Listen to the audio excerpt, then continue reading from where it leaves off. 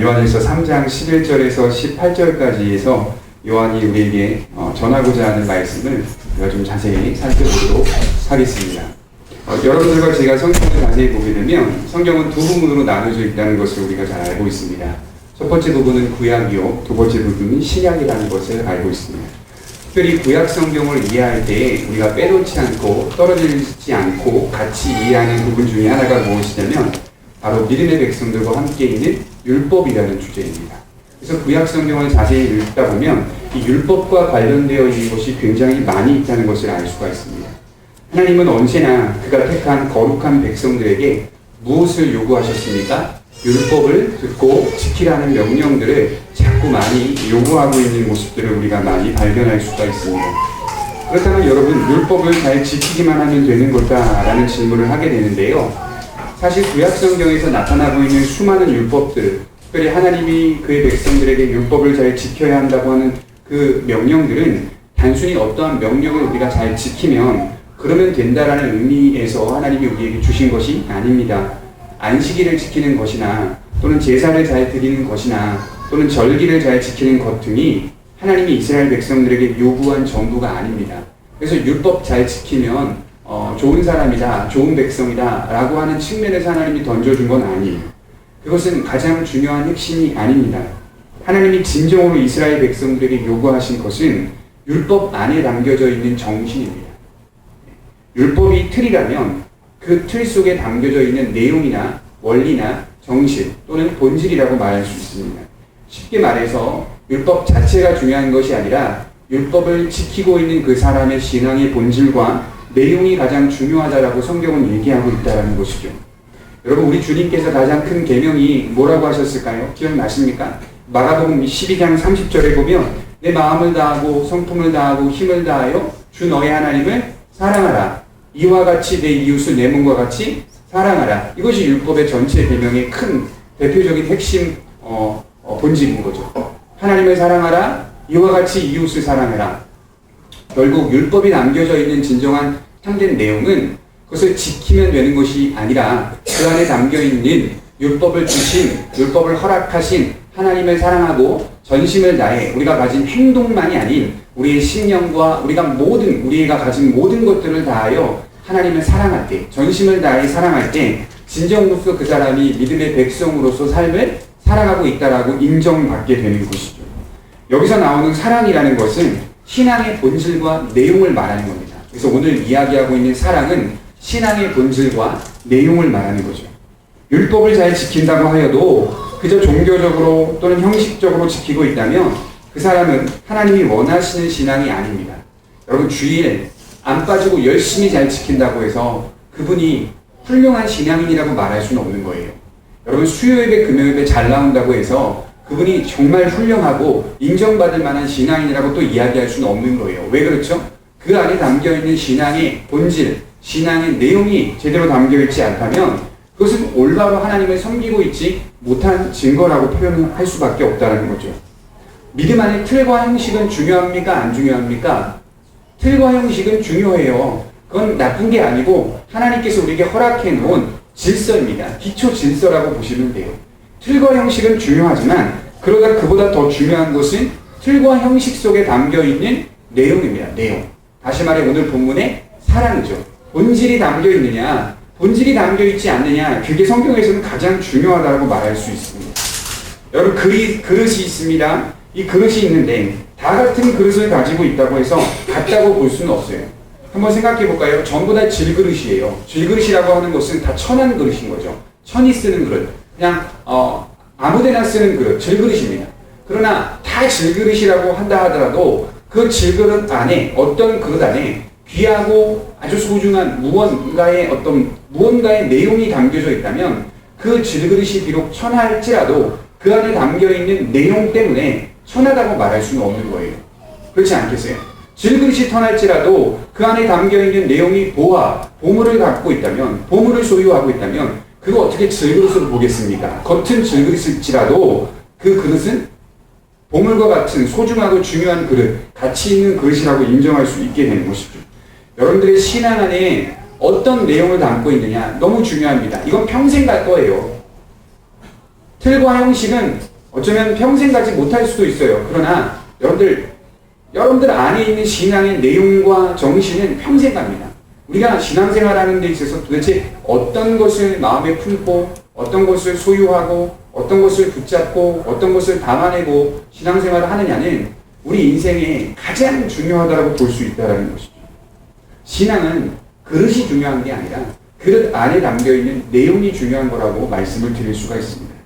신앙이라는 것은 실제적인 내용입니다. 정말 그 사람의 안에 참된 내용과 참된 보화가 있다면, 믿는 자라면 변화되는 것은, 인생 속에서 변화되는 것은 실제적인 내용이요 본질이라고 성경은 이야기하고 있다는 것이죠. 반드시 믿는 자라면, 반드시 내용을 담고 있는 자라면 인생 속에서 실제적으로 변화를 이끌어내야 합니다. 정도의 차이는 있지만 막 훌륭한 변화를 원하는 게 아니에요. 하나님께서 우리에게 요구하는 것은 막 세상을 바꿔라, 뭘 바꿔라 이런 측면으로 다가오시는 게 아니라 정말 그 한 인격이 하나님을 사랑하는 본질적 마음을 통하여 조금씩 하나님을 사랑하는 그 마음의 인격들이 닮아가고 있느냐, 세속적이지 않고 세상을 사랑하지 않고 하나님을 사랑하면서 정도의 차이는 있으나 변화되고 있는가, 이것이 실제적으로 우리의 인생 속에, 우리의 믿음 생활 속에 나타나야 한다는 것을 명심할 필요성이 있다는 것이죠. 신앙은 여러분 실제적인 겁니다. 실제적인 것이 없다면 아무리 형식을 잘 따르려고 하여도 하나님이 부합하시는 신앙이 될 수는 없다라고 말씀을 드릴 수가 있습니다. 지금 사도 요한은 지난 시간에 우리들에게 주어진 첫 계명이 무엇이냐라고 물어보고 있습니다. 사도 요한이 11절에 첫 계명이 무엇이냐고 말했습니까? 이 첫 계명은 처음부터 있었던 계명인데, 명령인데 11절을 한번 보겠습니다. 우리는 서로 사랑할지니 이는 너희가 처음부터 들은 소식이라. 첫 계명이 무엇이었습니까? 하나님이 인간에게 주신 첫 계명이 무엇일까요? 그것은 사랑하라는 계명이었습니다. 이 사랑하라는 계명은 온 인류가 처음 시작할 때부터 하나님이 창조한 인간에게 허락한 계명이었다라고 말할 수가 있습니다. 여기 보면 11절에 들은 소식이라는 단어는 안겔리아라는 단어인데요. 이것은 명령, 계명이라는 뜻을 담고 있는 단어입니다. 하나님이 인류에게, 사람에게 사랑하라는 계명을 먼저 주셨어요.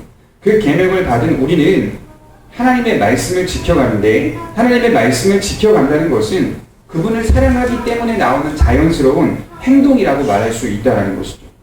진정한 신앙은 하나님 안에서 거하여 나오는 신앙입니다. 다시 말해 그분께 속하여서 나오는 신앙이 진짜 신앙이라고 성경은 얘기하고 있습니다. 이것을 다른 말로 어떻게 표현하냐면요, 성령의 역사가 있는 성도에게서 나오는 사랑, 그게 진짜 사랑이다라고 얘기할 수 있는 거예요. 성령의 역사로 하여금 심령의 변화를 이룬 성도에게서 나오는 사랑, 그게 바로 진짜 사랑이다라고 얘기하는 거죠. 로마서 5장 5절을 한번 보겠습니다. 로마서 5장 5절입니다.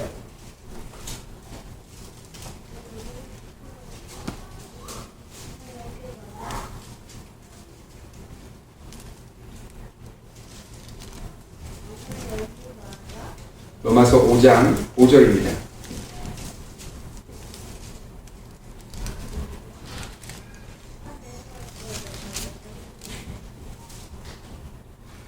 로마서 5장 5절 같이 한번 읽어보도록 하겠습니다. 시작. 소망이 우리를 부끄럽게 하지 아니함은 우리에게 주신 성령으로 말미암아 하나님의 사랑이 우리 마음에 부은 바 됨이니.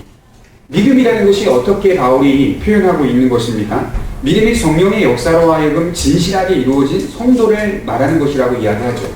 이 성령의 역사로 하여금 부은 바 되어진, 변화되어진 사람은 하나님의 사랑으로 나타내며 사랑으로 세워져서 살아가게 돼 있다라고 표현하는 말씀이라고 볼 수가 있습니다. 우리 자신이 어떻게 예수님을 믿고 있는가, 우리 자신이 어떻게 예수님을 고백하고 있는가, 그리고 우리 자신이 그 예수님을 얼마나 사랑하고 있는가, 이게 굉장히 중요한 문제입니다. 우리 안에, 우리의 심령 가운데 성령으로 하여금 변화된 역사가 없다면, 정말 주님을 올바로 믿고 있는 진실한 확신과 믿음의 내용이 없다면 아무 소용이 없습니다. 아무 소용이 없죠. 제대로 예수님을 믿고 있지 않고 제대로 예수님을 이해하고 있지 못한다면 아무 소용이 없다는 것이죠. 요한이 있었던 교회 공동체 속에서 올바르지 못한 신앙이 있었다고 했죠, 제가. 그 교회 공동체에서 올바른 신앙생활을 하지 않는 사람들이 많이 있었다고 했죠. 그들이 주장하는 바가 뭐였어요? 예수님은 인간으로 오실 수 없다는 것이었잖아요. 하나님이신 그분이 어찌 이 땅에 인간의 모습으로 와서 십자가에 못 박혀 우리의 죄를 해결할 수 있겠는가? 이건 말이 안 된다. 왜요? 영지주의 사상 가운데 가장 핵심적인 사상은 초월자, 신적 초월자, 순결한 자가 육체 또는 물질로 드러나 표현되어 우리를 위해 무언가 구원의 행동들을 보일 수 없다라는 그런 사상이었다는 거죠. 그런 수많은 교회를 회방하고 분열시키는 수많은 미혹자들이 교회 안에 있었습니다. 그럼에도 불구하고 요한은 오늘 말씀을 전하면서 그게 아니라고 얘기하고 있어요. 예수 그리스도의 복음, 참된 복음을 먼저 믿는 것이 신앙생활 가운데 가장 중요한 것이다. 이 믿음이 곧 사랑이다. 이렇게 표현하는 겁니다. 요한일서 잘못 읽고 있는 분들이 문제가 뭐냐면요. 형제 사랑으로만 자꾸 가는데요. 그게 아닙니다. 1장부터 5장까지 자세히 읽어보면 요한은 사랑하라는 단어를 자꾸 이야기하고 있긴 하지만 이 사랑하라는 단어를 항상 어디다가 결부시켜 이야기하냐면 그리스도가 하나님의 아들이다라는 그 기독교 진리에 근거하여 계속 사랑하라고 증거하고 있어요. 이해가 됐습니까? 그러니까 복음과 항상 결부되어 있는 사랑인데 많은 분들이 이 말씀을 증거하면서 단순히 그냥 형제 사랑으로만 이야기를 하는 거예요. 단순히 형제 사랑으로만 이야기한다 그러면 그것은 윤리적인 측면밖에 되지 않습니다. 그게 어떻게 복음이 되겠어요? 그 진리가 단순히 여러분 이곳에서만 들을 수 있는 것입니까? 아니겠죠. 형제 사랑이라는 그 주제는요. 다른 곳에 가서도 들을 수 있는 내용이에요. 요한은 요한일서를 기록하면서 그걸 염두에 두고 이야기한 적이 없어요. 항상 그리스도가 하나님이시며 그분은 하나님의 아들이다라는 그 근거를 가지고 계속해서 사랑이라는 주제를 잘 확대시켜가고 있다는 것을 볼 수가 있다는 것이죠. 그 믿음이 먼저다. 예수님을 올바로 믿고 있는 믿음이 먼저다. 그래서 제가 여러분들에게 강조하는 게 뭡니까? 어떻게 믿느냐? 어떻게 예수님을 붙잡고 있느냐? 그리고 얼마나 그 붙잡는 믿음대로 얼마나 주님을 사랑하고 있는가? 이게 신앙의 가장 중요한 본질이라는 것이죠. 그 믿음은 참된 진리를 붙잡고 있는 것이기 때문에 세상적 정욕을 사랑할 수 없습니다. 요한일서 2장 16절 17절에 보면 이 땅의 모든 것들, 세상의 모든 것들은 뭐라 그러죠? 안목의 정욕, 이생의 자랑, 그죠? 세상적 정욕 이렇게 표현하고 있잖아요. 이런 것들은 어디로부터 온 것이 아니라고 말합니까? 하나님으로부터 온 게 아니다 라고 말하는 거죠.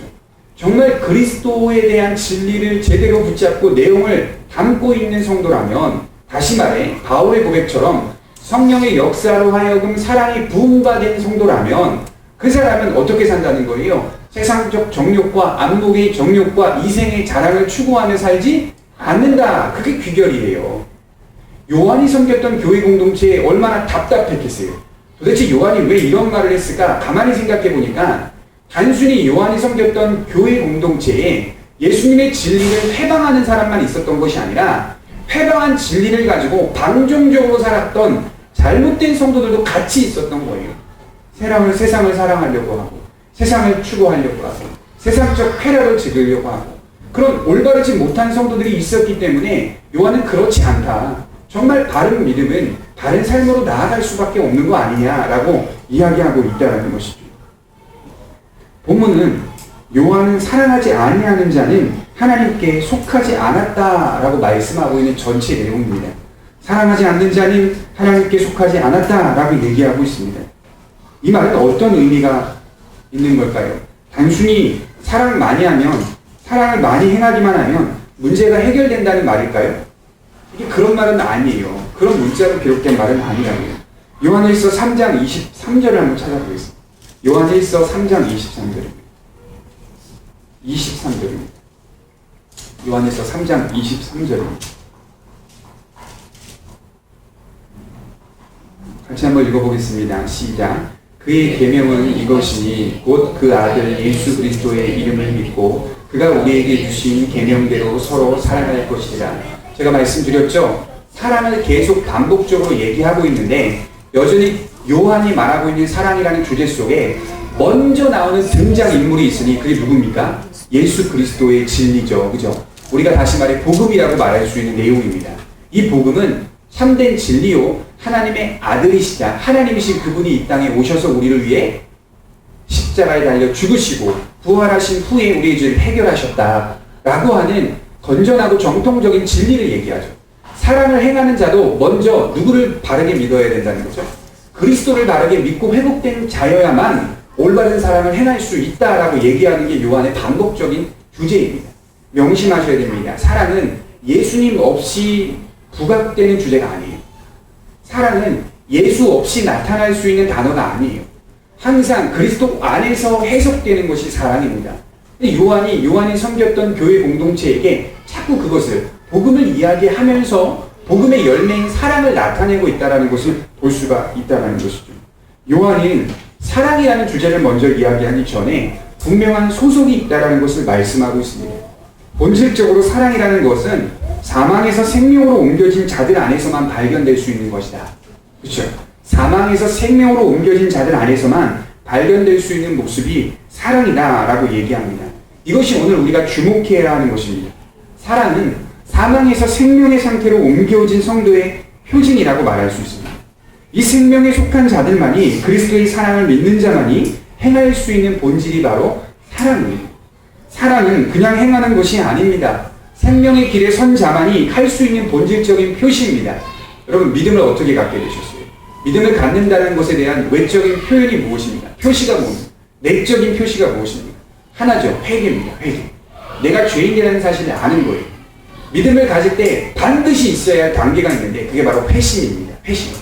내가 죄인이라는 사실을 믿지 못한다면, 내가 죄인으로 태어났다는 사실을 믿지 못한다면, 내가 죄인이고 앞으로도 죄를 지을 수밖에 없는 비천하고 연약하고 미련한 존재라는 것을 잊지 못한다면, 인정하지 못한다면 예수님을 올바로 믿고 있는 게 아니에요. 아니에요. 그건 올바른 게 아니에요. 내가 죄인이라는 사실을 통하여서 믿음을 갖게 되는 것이 진짜 믿음인데요.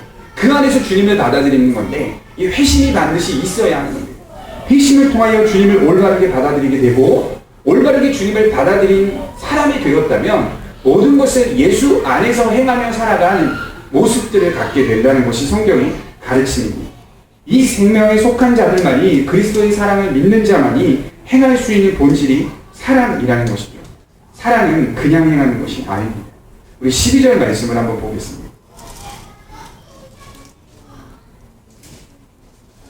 우리 같이 한번 읽어보겠습니다. 시작.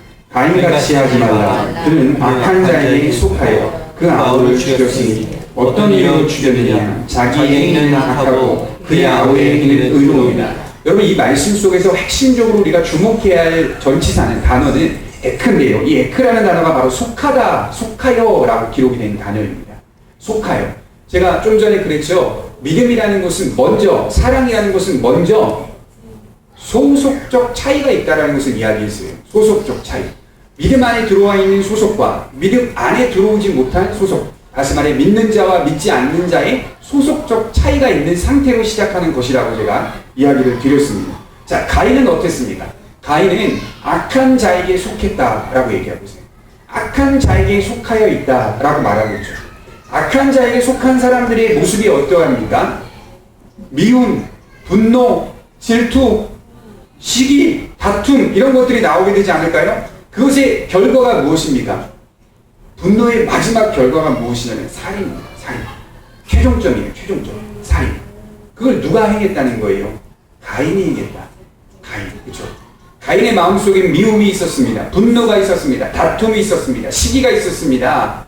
이런 하나님과 반대되는 단어들 속에서 계속 속하여 살다 보니 마지막으로 귀결되는 것이 살인이었고 진정한 가인의 살인이 나타나게 되었다라고 표현을 하고 있는 거죠. 그것은 결과적으로 봤을 때 가인이라는 사람이 악한 자에게 소속되어 있었기 때문에 나타난 열매였다 이렇게 이야기하고 있다는 것이죠.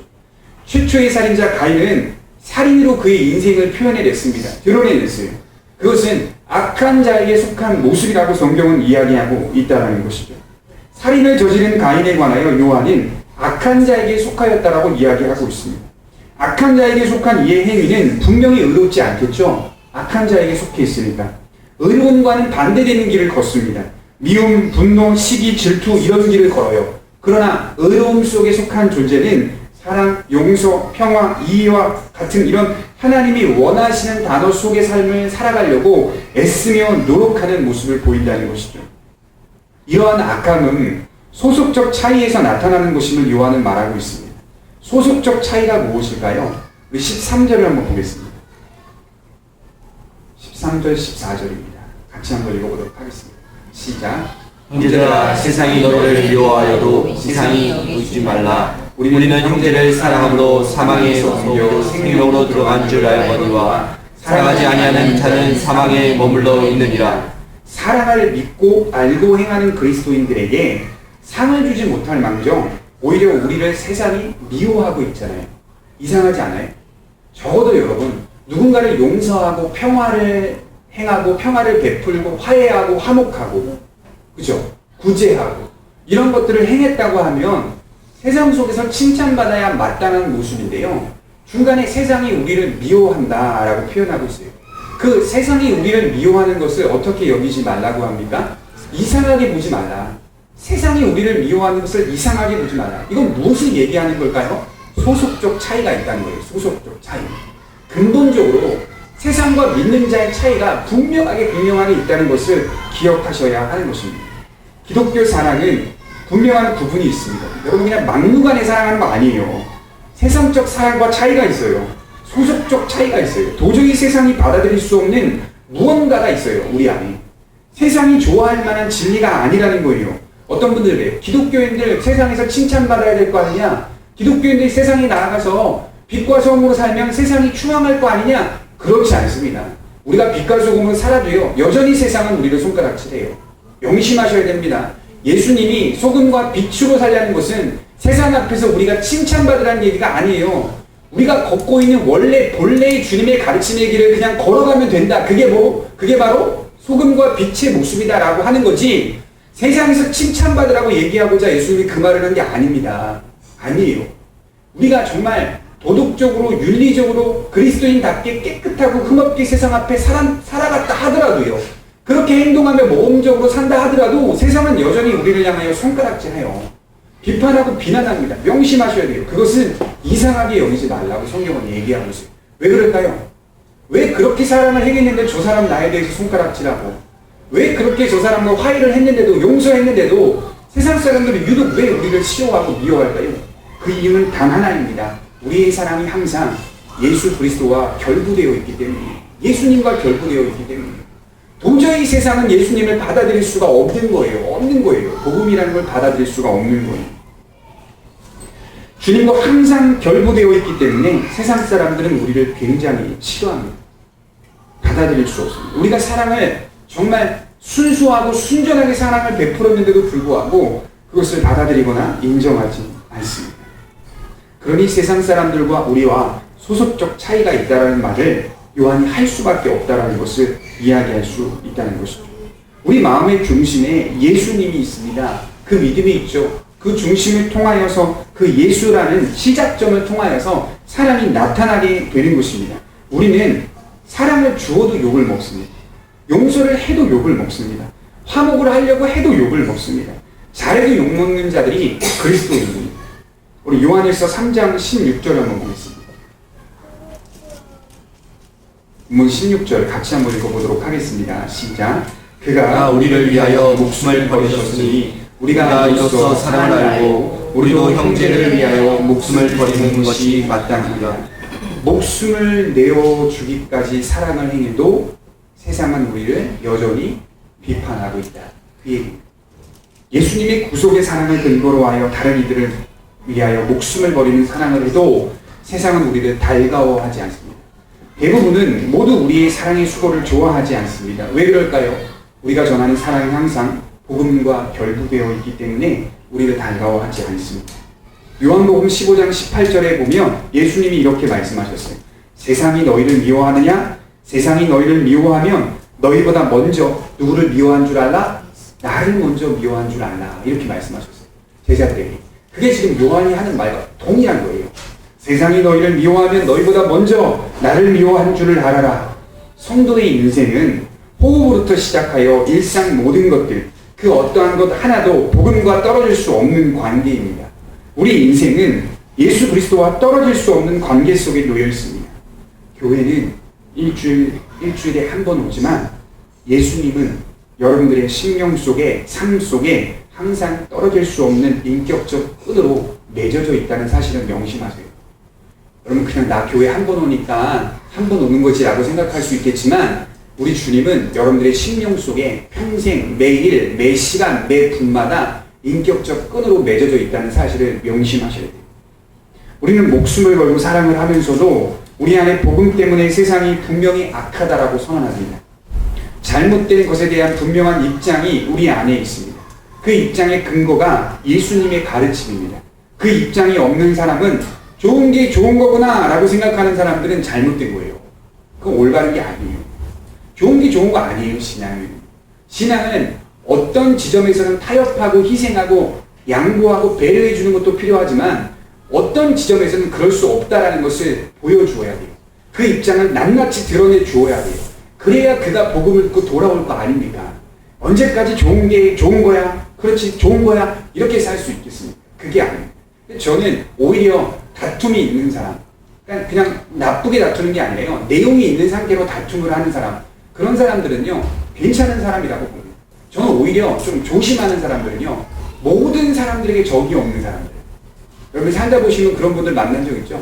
다 모든 사람들에게 다 뭔가 적이 없어요. 비난받지 않아요. 어떤 사람들 이 사람 얘기해도 그 사람 괜찮더라. 저 사람한테 물어봐도 이 사람 괜찮더라. 모든 사람들한테 물어봐도 다 그 사람은 괜찮은 사람으로 보여요. 그런 사람들은 조심해야 돼요. 제가 객관적으로 볼 땐 조심해야 되는 거예요. 모든 사람들에게 다 화평할 수 없어요. 누군가에게는 좋지 않은 사람이라고 비춰지는 게 사실 정상적인 거예요. 그렇지 않겠어요? 모든 사람들에게 다 좋은 모습으로 보이고 있다면 그 사람이 지금 다 좋은 게 좋은 거예요. 올바로 자기의 입장과 분명한 입장들을 단 한 번도 얘기한 적이 없을 수도 있는 거예요. 그런 게 아닙니다. 신앙과 복음이라는 그런 게 아니에요. 아, 저 사람 고집 있어. 고집 있어야 돼요, 여러분. 좋은 거에는 고집이 있어야 될 거 아닙니다. 저 사람 주장 있어. 분명한 확신 있어. 입장 있어. 그게 성경의 가르침 아닙니다. 바울에게 핍박하고 박해하고 있는 수많은 유대인들, 이방인들을 통하여 바울이 그 앞에서 무엇을 얘기했습니까? 좋은 게 좋은 거니까 싸우지 맙시다. 이런 적 없어요, 바울은. 그럼에도 불구하고 너희는 죄인이고 복음을 믿어라. 이렇게 얘기했잖아요. 분명한 입장이 굉장히 중요합니다. 예수님의 가르침을 분명히 믿고 이해하는 성도는 매사에 옳고 그름이 분별력으로 나타나야 되는 거예요. 우리 요한복음 7장 7절을 한번 찾아보겠습니다. 요한복음 7장 7절.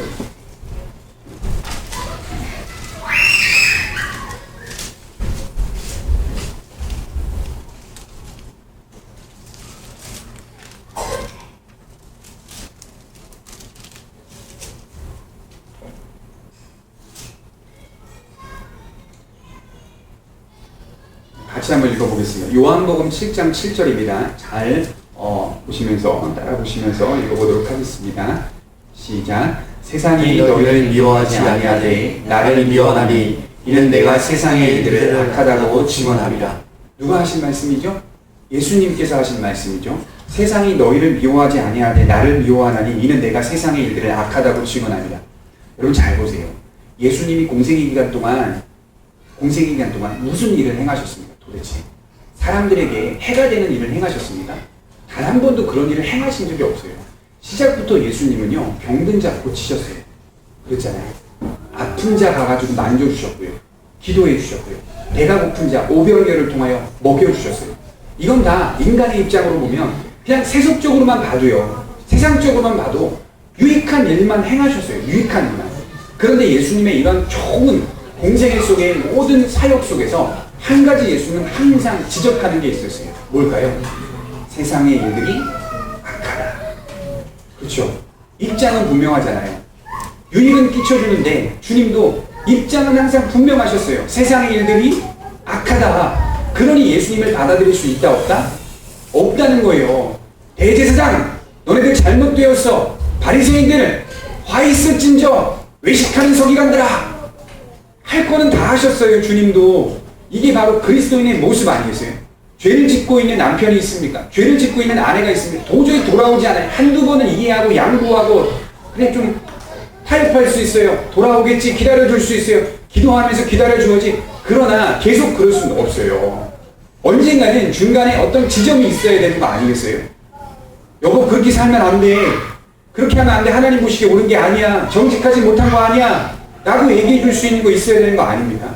계속 그냥 막연하게 사랑인답시고 기다려줘야지, 돌아오겠지, 바꾸시겠지, 이건 올바른 게 아니죠. 이건 올바른 게 아니죠. 올바른 게 아니죠. 어떤 지점에서는 우리가 분명한 입장을 취할 때는 취할 수 있어요. 세상이 어떤 곳입니까? 악한 곳이잖아요. 악한 곳입니다. 그래서 세상 앞에서 우리가 취할 수 있는 자세는 하나님이 세상을 만들었지만 세상 속에 있는 죄된 인간의 모습들이 악하기 때문에, 죄인들이기 때문에 하나님께 돌아오지 않으면 올바로 설 수 없다라는 분명한 입장들을 이야기해 줄 수 있는 그런 성도가 되어야 하지 않냐. 요한이 그렇게 지금 이야기하고 있다는 것이죠. 여러분, 사랑을 행하면서도 조심하셔야 될 것은 죄는 여전히 죄입니다. 사랑을 행하면서도 우리는 죄는 죄라고 지적할 수 있어야 되는 거예요. 그것이 예수님과 떨어질 수 없는 가르침이기 때문에 우리의 사랑은 항상 죄와 함께 돌아보며 분별력 있게 사랑을 행하는 것입니다. 성도가 사랑을 어떻게 알게 될까요? 여러분들과 제가 사랑을 어떻게 알게 되죠? 엄마의 사랑을 통해 알게 되었습니까? 아빠의 사랑을 통해 사랑이 있구나라고 알게 되었습니다. 물론 그러한 사랑들은 하나님께서 이 땅에 허락한 일반적인 법칙이요, 순리이기 때문에 어느 정도는 알 수가 있습니다. 그런데 진정한 사랑은 어떻게 알게 되냐면 16절을 한번 보겠습니다. 요한일서 3장 16절을 보십시오. 진정한 사랑을 이렇게 알게 된다고 성경은 얘기합니다. 같이 한번 읽어보겠습니다. 시작. 그가 우리를 위하여 목숨을 버리셨으니 우리가 이로써 사랑을 알고 우리도 형제들을 위하여 목숨을 버리는 것이 마땅하니라. 우리가 이로써 사랑을 알고. 진정한 사랑은 어디서 알게 되냐면요, 예수님이 우리를 위하여 죽은 것 때문에 알게 되는 거예요. 이해가 되시죠? 누구 어떤 사람이 저를 위해 희생한 것 때문에 알게 되는 게 아니라 요한이 분명하게 짚어요. 너희가 사랑을 알았느냐? 진짜 사랑은, 진정한 사랑은, 진실한 사랑은 그가 우리를 위하여 목숨을 버린 사랑이다. 그것을 믿고 아는 데서부터 진정한 사랑의 출발점이 시작이 된다 라고 표현하는 거죠. 우리가 이로써 이것 때문에 사랑을 알게 되었다. 무엇 때문에 알게 되었다고요? 그가 우리를 위하여 목숨을 버리신 것 때문에. 사랑은, 다시 말씀드리지만, 복음과 떨어질 수 없습니다. 어쩌면 사랑은 복음 그 자체입니다. 그러니 사랑 속에서도 여전히 세상은 우리를 미워하는 겁니다.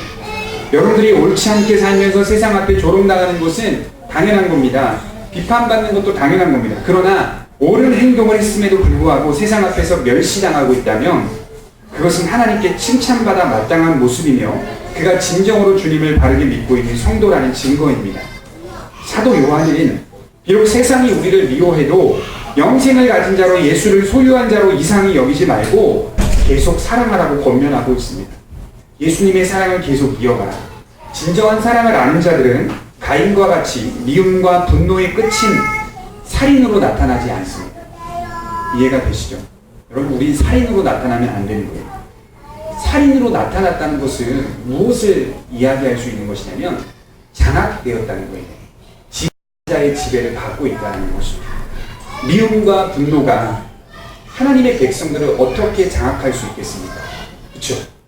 때로는 우리 안에 분노가 일어납니다. 때로는 우리 안에 미움도 생깁니다. 그럴 수 있어요. 그러나 우리가 정신을 차리자. 다시 정신을 차리고 본래 주님의 가르침을 따르고자 하는 우리의 본질이 우리 안에 담겨 있는 거 아니겠어요? 그러니 갈라디아서 5장 22절에 이렇게 표현하죠. 바울이 오직 성령의 열매는 사랑과 희락과 화평과 오래 참과 라고 성령의 열매를 나열해요. 그 위에 성령의 열매를 나열하기 전에 바울이 강하게 권면합니다. 투기와 술 취함과 방탕함, 이러한 것들은 하나님의 나라를 유혹으로 받지 못하는 자들의 모습이다. 이해가 되시죠? 하나님 안에서 성령의 역사가 있는 사람이라면, 심령의 변화로 하여금 예수님을 정말 올바로 믿고 있는 사람이라면 장악되지 않습니다. 지배받지 않습니다. 분노와 미움에 악한 자의 지배와 장악이 되지 않다라는 것이죠. 그리스도를 모시고 있는 자들에게는 지속적인 영향이 있습니다. 그리스도의 영향이 있습니다. 그리하여 술 취한 자가 시간이 지나고 정신이 돌아오듯 우리의 정신이 올바로 돌아와 주님의 가르침을 따르게 되는 겁니다. 요한은 사랑이 윤리적인 측면이 아니라고 얘기하고 있어요. 윤리적인 측면 아니에요. 그리스도 안에서 분명한 소속적 차이가 있다는 것을 계속 강조하고 있습니다. 하나님의 영향을 받은 성도의 소속과 악한 자에게 영향을 받은 소속은 차이가 있다는 거예요. 그리고 그 차이는 무엇을 해서가 아니라 마음의 변화 때문에 그렇게밖에 살 수 없는 그런 존재로 나타나게 된다는 거예요. 그럴 수밖에 없는. 이해가 되시나요? 사랑하지 마! 라고 해도 사랑할 수밖에 없는 존재로 나타나는 거예요. 왜요? 심령의 변화가 있었거든요. 심령의 근본적인 변화가 있거든요. 그러니 그렇게밖에 살 수 없는 그런 존재로 살아가게 만든다는 것이죠. 성령의 역사가 나로 하여금 그 진리를 붙잡고 실천하게 만드는 모습으로 나타난 겁니다. 그것을 당연히 따를 수밖에 없는, 그것을 알기 때문에, 이해했기 때문에 도저히 가만히 있을 수 없는 상태로 만들어간다는 거예요. 예레미야 20장 9절을 한번 찾아보겠습니다. 중요한 본문이 나오는데 예레미야 20장 9절입니다.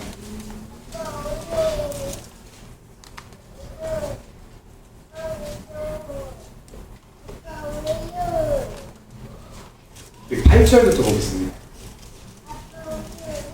예레미야 20장 8절 9절입니다.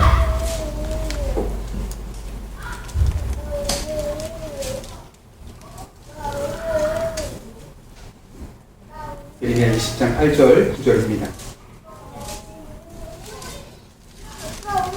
구약성경 1082페이지 같이 한번 읽어보도록 하겠습니다. 예레미야 20장 8절과 9절 시작. 내가 말할 때마다 외치며 하늘과 열만을 선포하므로 여호와의 말씀으로 말미암아 내가 종일토록 치욕과 모욕거리가 되리이다. 내가 다시 여호와를 선포하지 아니하며 그 이름으로 말하지 아니하리라 하며 나의 마음이 불붙는 것 같아서 골수에 사무치니 답답하여 견딜 수 없나이다. 예레미야 선지자가요, 남왕국 유다에게 너희들 그렇게 하나님을 섬기면 안 된다. 올바로 하나님을 섬겨라라고 지속적으로 남왕국 유다의 백성들에게 경고했습니다. 올바른 말씀을 선포했어요. 그럼에도 불구하고 유다 백성들과 유다 지도자들이 예레미야를 핍박하기 시작합니다. 여기 보면 치욕과 모욕거리가 되게 하였다. 예레미야 선지자를 아주 힘들게 했나봐요. 엄청나게 힘들게 했나봐요. 그 고통 속에서 예레미야 선지자가 그래 좋아 라는 결단을 내린 거예요. 뭐가 좋다는 거예요? 내가 다시는 너희에게 여호와의 말씀을 선포하지 않겠다. 이게 본인의 인간적인 마음이었다고요. 그렇잖아요. 너희들 죽든 말든 너희들 멸망하든 말든 내가 다시는 너희에게 복음을 선포하나 마라. 안 한다 라고 결정을 했어요. 결정하자마자 그의 심령 가운데 드는 생각이 뭐라고요? 내가 다시는 여호와를 선포하지 아니하며 그의 이름으로 말하지 아니하리라고 하면, 그렇게 결단하면 나의 마음이 불붙는 것 같아서 골수에 사무치니 답답하여 견딜 수 없나이다. 이게 신자예요. 이게 성도라고요. 그렇게밖에 살 수 없는 존재가 되었잖아요. 우리가 성령의 역사로 하여금 변화되어서 그렇게 살면 안 되는, 그렇게밖에 주님의 말씀을 따라갈 수밖에 안 되는 그런 삶의 열매로 나타날 수밖에 없는 그런 필연적인 상태가 된 거예요. 우리가 나 안 해 한다고 해서 안 할 수 있는 게 아니라는, 그 문제가 아니라니까요. 정말 그가 주님의 역사하심 속에 주님을 올바로 믿고 있는 사람이라면 하지 말라고 해도 어떻게 된다? 하는 거예요. 사랑하지 마, 사랑 베풀지 마 라고 해도 하는 거예요. 왜? 답답하거든요. 그게 옳지 않다라는 걸 알거든요. 그게 바람직한 게 아니라는 걸 알거든요. 그렇기 때문에 우리의 존재가 이렇게 예레미야 선지자의 마음과 같이, 심령과 같이 그렇게 살아가게 된다는 것이죠. 여러분, 행함이라는 것은요, 행함 자체가 중요한 것이 아니라 마음의 근본적인 변화가 중요합니다. 마음의 근본적인 변화가 진실하게 다른 일을 사랑하게 만듭니다. 예레미야 선지자가 답답하여 견딜 수 없어서라고 말하듯 사랑하지 않으면 안 되는, 용서하지 않으면 안 되는 성도의 삶이 있다라는 거예요. 그것이 그리스도의 사랑을 받은 성도의 모습입니다. 마지막으로 요한일서 4장 5절과 6절을 찾아보고 마치도록 하겠습니다. 요한일서 4장 5절과 6절입니다.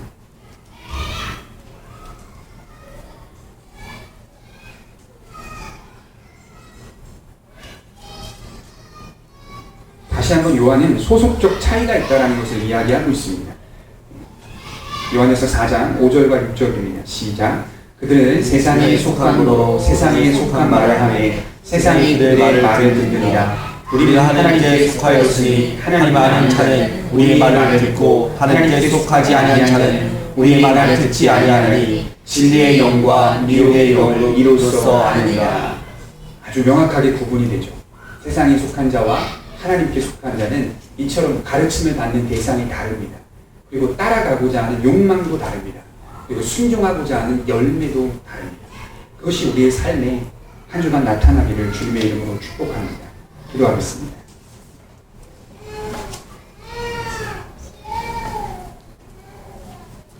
말씀을 생각하면서